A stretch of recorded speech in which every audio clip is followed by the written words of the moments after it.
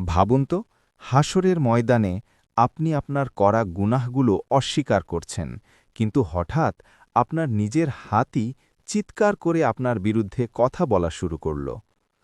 সূরা ইয়াসিনে আল্লাহ বলেন, আজ আমি তাদের মুখে মোহর মেরে দেব, তাদের হাত আমার সাথে কথা বলবে এবং তাদের পা সাক্ষ্য দেবে তারা কি করেছিল।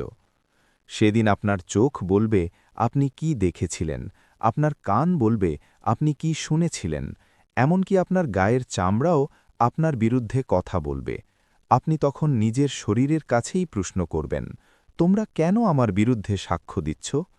তারা উত্তর দেবে, আল্লাহ আমাদের বাকশক্তি দিয়েছেন, যিনি সব কিছুকে কথা বলানোর ক্ষমতা রাখেন।